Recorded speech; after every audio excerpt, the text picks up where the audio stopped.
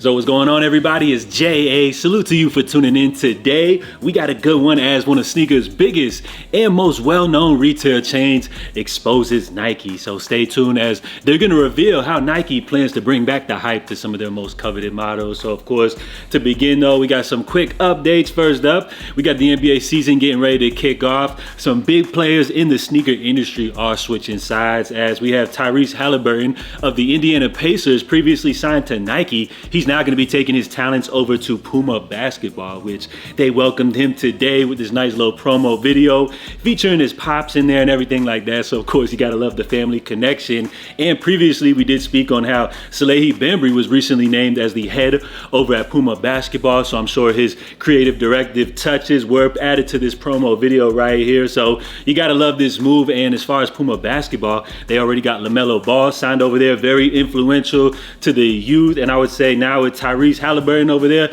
signed to a multi-year deal, this would now make him the new face of the company. You know, being as he's more an established athlete, he has a little more accolades. So who knows, maybe there'll be a little friction between those two parties. I'm just saying. But as far as Puma Basketball, I think with this move right here, riding on the success of this upcoming release, I would say this kind of puts them right there neck and neck with Adidas Basketball as well as Nike Basketball. I would say out of all the big players, there's really not a clear favor of who's kind of leading the pack, but I would maybe give the slight advantage to Adidas Basketball just as far as my personal touch goes. So as we know with Tyrese Halliburton, last year the Indiana Pacers made it to the conference finals, which puts a huge spotlight on his career. He's also known, you know, to be like big into fashion and everything like that. So who knows if that will translate maybe into him having some type of influence on the design. But as far as Puma Basketball, making some huge moves. So you gotta love it, and we'll see how successful this release is coming up this season. I'm guessing he's going to be dropping his debut, but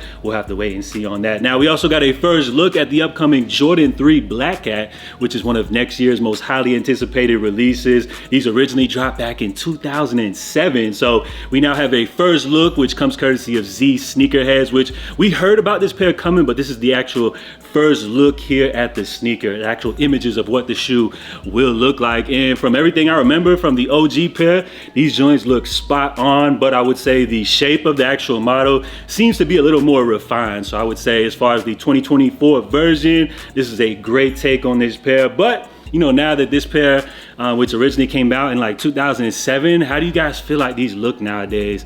I would have to say that I forgot about the little patent leather on there. That's kind of a turn off for me, but as I always like to say, if you guys like these, I love them. Now, we also got a first look as these joints leaked yesterday. It looks like these are fresh off the Nike production floor, as we got to look at the Fragment Nike Air Zoom Spiridon, which I guess apparently, since these joints were just being produced, should drop sometime early next year or maybe even holiday this year. So as far as the Fragment touch on here, you guys know the Japanese streetwear label, anytime they drop something, it's usually gonna bring the hype beats out. But as far as on this model, which I would say isn't a really hype model from Nike, I feel like this one more so caters to like the hardcore sneakerheads. And I feel like just from like your general consumer, there probably won't be a big interest towards this model. But let's just say like this was a Fragment Travis collab or something like that, then it would be a whole different story. But I think this is a cool one for sneakerheads to look forward to. And with those quick updates out of the way, let's go ahead and jump into our main story. And stay tuned, guys, as it looks like those black toe Jordan 1s, which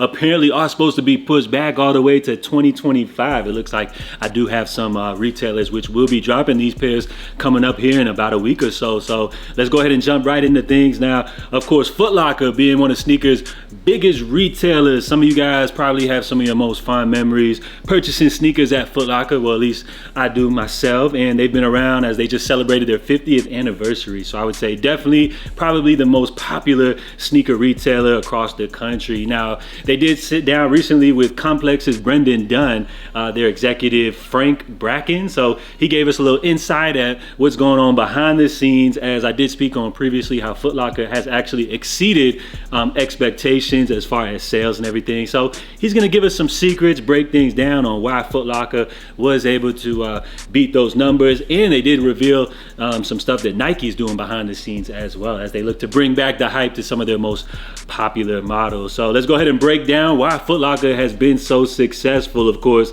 as we know, we were hit with the big pandemic. Everybody was shopping online, but then, once things have opened back up, it looks like people are now shopping again in Footlockers. They've done this like redesign to a lot of their storefronts. So they've been having a lot of success. We do know that Nike, they opted for this kind of like direct to consumer business. So they opted to hold back a lot of their releases from some of their retail partners, as Footlocker in return, of course, they stocked up their shelves with pairs such as the Adidas Samba, which has been a smash hit over the past couple of years. And a lot of people would even criticize, saying that, the trends come and go and the Samba is potentially on its way out, but Footlocker would beg to differ, as they say, according to sales, Sambas are selling just as good as ever. And what they do to keep things hot, of course, they're bringing in like new variations of the Samba. So whether it be like a collaboration or a new take on the Samba, such as the Samba, this is their attempt to like keep things fresh with this classic Adidas model, also while stocking just the classic basic versions of the Samba on shelves, which come in at an affordable price point. So that seems to be a hit. And with that being said, Footlocker, they look at the numbers, they look at the data. With the Sambas being so popular, that brings in the option to, bring in some more other low top versions, which are in that affordable price point. So you gotta love it. Now, they also spoke on New Balance, as that's one of the brands. You could include like Hoka, Asics, On Cloud, and some of these new brands which are taking up store shelf space, which used to be occupied by the latest Nike release. Now, what they said about New Balance is that out of all of those brands, New Balance is definitely the most popular as far as sneakerhead consumers, and has reached a new level of cool in the 2020s with its mixture of widely available lifestyle shoes and limited edition collaboration. So Mr. Bracken, he said New Balance, he gives them credit for the way it's combined retro offerings and more contemporary style, saying that this should be a case study for brands to study on how to be successful. So you gotta love it. New Balance definitely doing their thing, and they're gonna continue to have a lot of success. Now, he also did speak on Nike and what they're kind of doing over there. And he did mention that, of course, they do look at all the data analytics. And while Nike opted to, go into more of a direct consumer business, which actually turned out to be a huge win during the pandemic when everybody was shopping online. But then once things started to open up again, seemed to be an L. And he exposed how Nike's running back to some of their retail partners, trying to mend the relationships and everything like that. He also did expose that as far as some of Nike's most popular models, they're actually going to be scaling back a lot on these pairs come next year. So he's talking about pairs like the Air Force One, the Jordan 1, even the Nike Dunk Low. These used to be some of Nike's, or they still are some of Nike's biggest sellers, but as far as just like the sneaker community, they've kind of fallen from graces, if you could say that or whatever. So as far as Nike moving forward, when people hear that these pairs are going to be scaled back come next year, they're going to think automatically that these pairs are going to be a lot more limited, but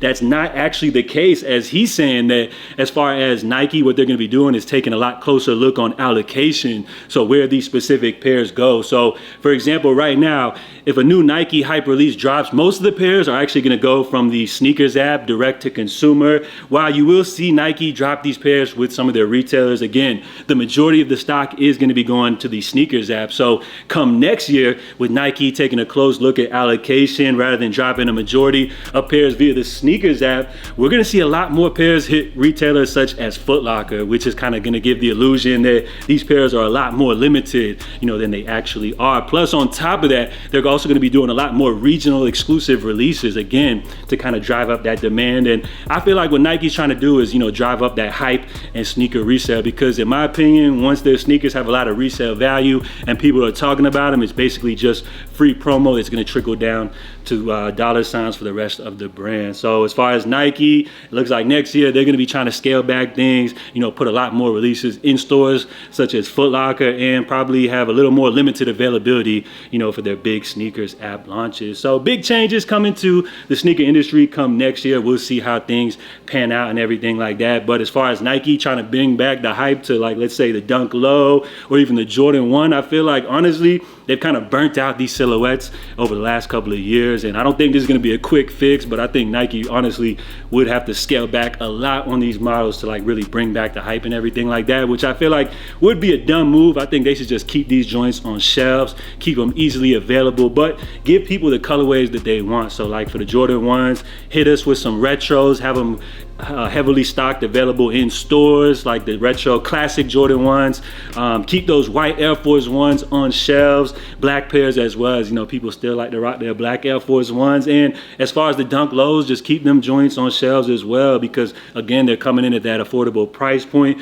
And the kids and ladies, they just be eating them joints up. And then of course you can still keep like the hype limited collaborations and everything like that reserved for all the hype beasts and everything like that. So as far as what we can look forward to next year, a lot of big changes. And I feel like, in my opinion, we're already seeing Nike and Jordan Brand moving kind of funny. As you guys know, as far as those Jordan 1 black toes, apparently those were supposed to be pushed back all the way till next year is what the rumors were saying. Apparently there was supposed to be some type of issues with like shipping delays and all that good stuff, which is possibly true. But in my opinion, I feel like Nike and Jordan Brand are kind of plotting behind the scenes, trying to bring back the hype to this release, which they thought was going to be a huge hit. But I would say, based off the demand and like how people have been talking about these behind the scenes, people weren't really too hyped for these. We were seeing, like, just leading up to the original October release, these joints were already going for like, I think right above retail via the secondary market, which previously, like, just think of the lost and founds, you guys already know how that whole thing went. So